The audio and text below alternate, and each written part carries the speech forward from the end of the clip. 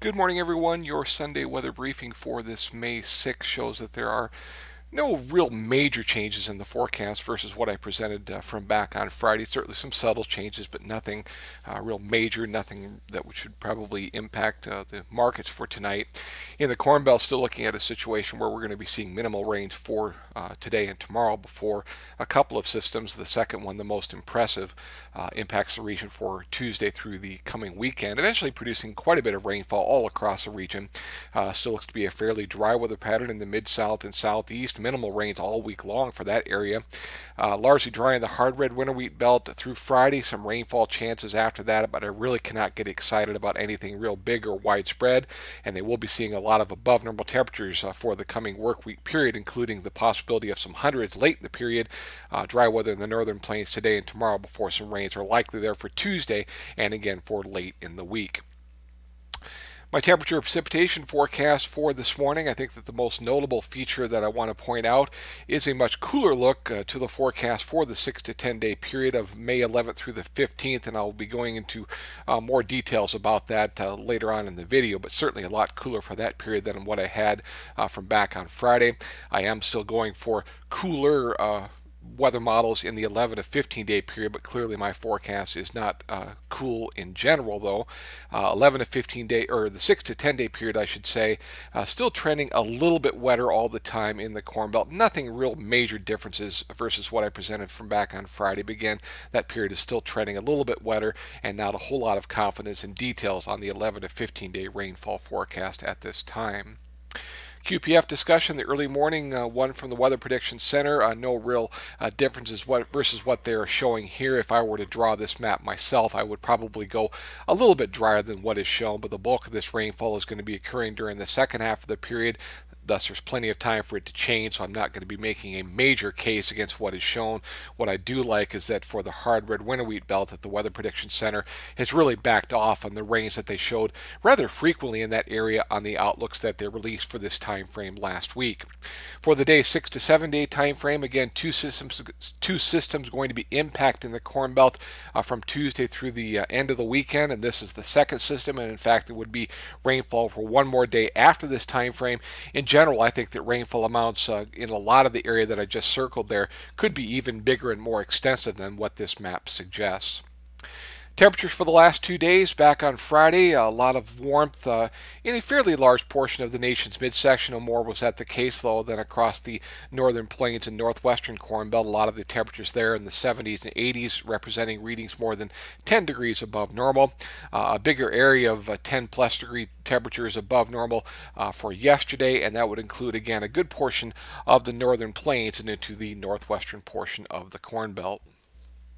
Rainfall totals over the past 48 hours ending 7 o'clock this morning. No real surprises in what occurred. Generally, very minimal rains across the bulk of the Corn Belt during that time frame. We did see a fairly extensive rains across Kentucky and a portion of the Mid-South, and that was especially the case during the day yesterday. As far as the forecast is concerned, again, two systems going to be impacting the Corn Belt during the coming, say 7 or 8 day period.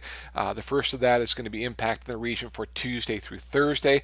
This is the European model as of early in the morning on Wednesday, and you can see that model indicating the first rainfall system impacting the center of the Corn Belt at that time.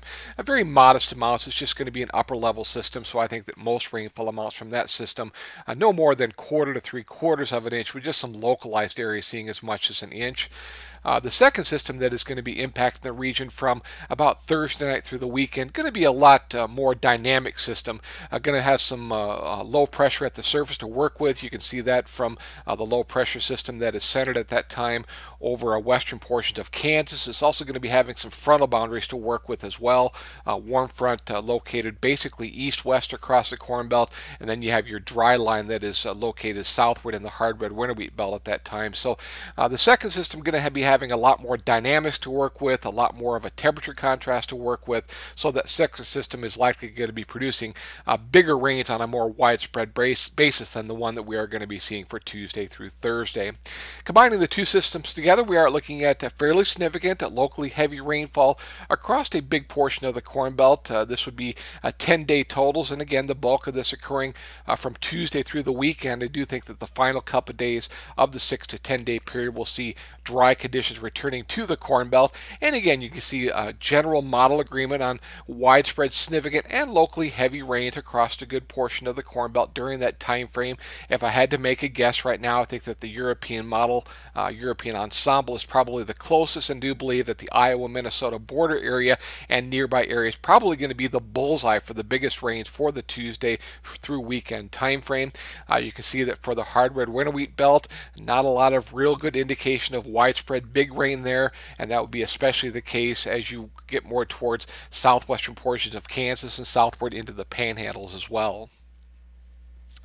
As far as the 11 to 15-day rainfall forecast is concerned, not a lot of confidence in details, but you can see from the GFS ensemble, Canadian ensemble, and European ensembles, none of them are suggesting anything close to completely dry weather in the middle of the country during that time frame, all just varying on the amounts. But you can see that once again, western portions of the hard red winter wheat belt certainly not favored for anything big in the way of rainfall in the 11 to 15-day period.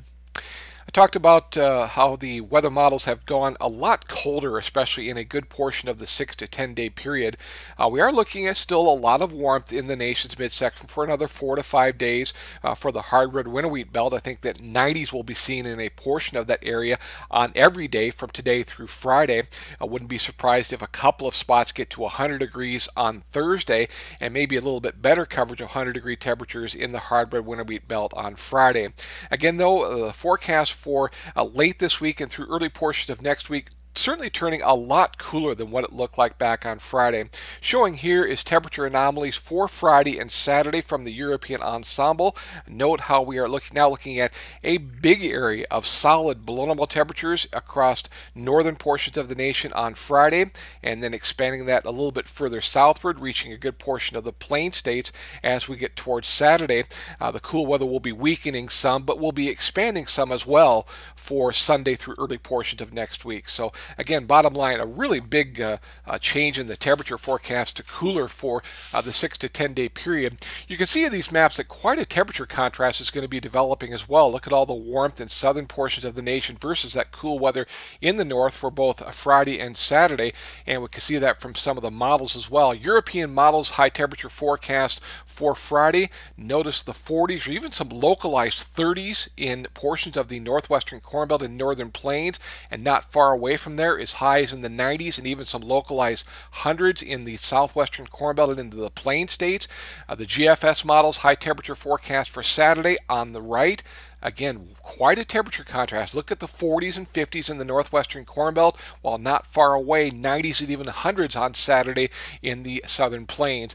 Wouldn't necessarily take either of these maps as gospel at this point, but again, just pointing out that for that weather system for late this week, we are going to be seeing quite a temperature contrast developing.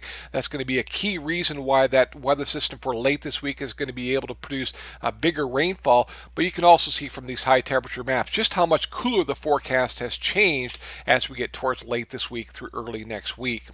Beyond that is some warming, but again, a lot of model differences on exactly how warm it will be. For the 11 to 15-day time frame, my temperature forecast clearly not cool, but I am still leaning towards the cooler solution from the European ensemble versus the somewhat warmer solutions presented for that time frame from both the GFS and Canadian ensembles. Internationally, down in Brazil, no real big changes. A lot of below normal rainfall for the next 2 weeks for the bulk of the Safrinha corn areas, and that would be no more the case than a big portion of the Safrinha corn areas of Mato Grosso, Goiás, and nearby areas where rainfall during the next 2 weeks, and a lot of that area may be next to nothing. Further south, though, still a situation where we are likely going to be seeing eventual rainfall reaching Mato Grosso do Sul and Paraná. Probably dry there for another 5 days, then rainfall in the 6 to 10 and 11 to 15-day periods that should total in those areas some 1 to 1 3/4 1-inch rainfall amounts, best as you go further south. Still a lot of rain going to fall in Argentina, the bulk of that rainfall during the next 5 days before they dry out for the 6 to 10 day period and beyond.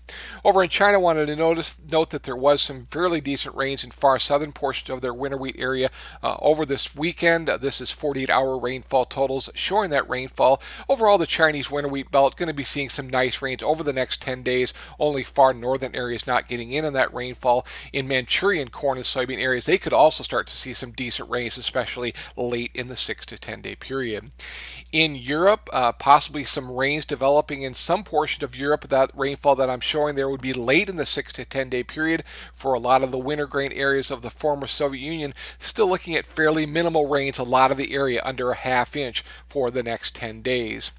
In Australia, widespread below normal rainfall expected in Australian wheat areas for the next 2 weeks, as is shown there by the European ensemble. You can notice, though, that some better rains are expected in that period for portions of New South Wales and into Victoria, and all of that rain is expected to fall for later on during this work week period, especially for about Wednesday through Friday, before even those areas go completely dry for Saturday through the rest of the 2-week forecast. That's what I have for this morning. Everyone have themselves a great Sunday, and we'll see you again tomorrow morning.